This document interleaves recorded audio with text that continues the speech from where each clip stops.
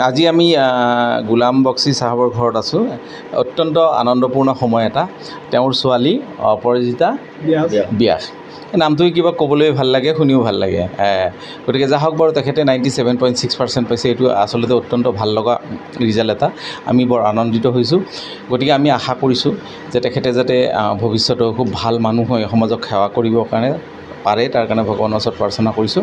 আৰু পিতৃ মাতৃকো আমি ধন্যবাদ জনাইছোঁ। দুগৰাকী ইমান ব্যস্ত ব্যক্তি দুগৰাকী, এগৰাকীটো বিত্ত বিভাগৰ চাকৰি মকৰল আছে। তেখেত ইতিমধ্যে কেইবাখনো জিলাত ট্ৰেজাৰী অফিচাৰ হিচাপে কাম কৰি গৈছে খুব সুন্দৰভাৱে। তেওঁৰ মাতৃও এগৰাকী চাকৰিয়াল।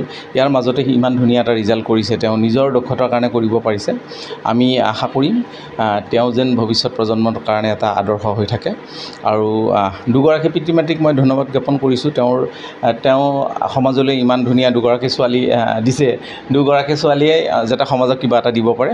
তোমাক বহুত বহুত ধন্যবাদ জনাইছোঁ। নতুন প্ৰজন্মৰ তুমি এটা আদৰ্শ হিচাপে প্ৰতিষ্ঠিত হোৱা। ধন্যবাদ। নমস্কাৰ, মোৰ নাম অপৰাজিতা ব্যাস। মই গুৰুকুল গ্ৰুপ অফ এডুকেশ্যনেল উইঙৰ পৰা ক্লাছ 10ৰ CBSE ব'ৰ্ড এক্সামৰ পৰীক্ষা দিছিলোঁ। এইবাৰ মই 97.6% দৈনিক ৰেগুলাৰ পঢ়িছিলোঁ, বাট সময়টো সেনেকুৱাকৈ একো কৰি পঢ়া নাছিলোঁ। টাৰ্গেট আছিল, সেইটো হিচাপত পঢ়িছিলোঁ। ভৱিষ্যতে মেডিকেল লাইনত ভাবিছোঁ, নীটৰ কাৰণে প্ৰিপেয়াৰ কৰিম বুলি। প্ৰথমতে পিতৃ মাতৃ শিক্ষকসকলেও সহায় কৰিছে যথেষ্ট, আৰু চেল্ফ ষ্টাডিও দৰকাৰ হয়।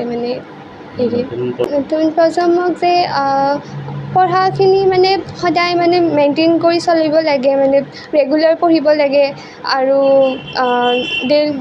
ডেইলি কামখিনি ডেইলি কৰিব লাগে। মোবাইলটো ভাল কামত ব্যৱহাৰ কৰিব লাগে। যেনেকুৱাকৈ পঢ়া বহুত মেটেৰিয়েলছ মোবাইলত পায়, সেইবিলাক ইউজ কৰিব লাগে। মোবাইলটো পঢ়াৰ ৰিলেটেড ইউজ কৰিলে বেছি ভাল হয়।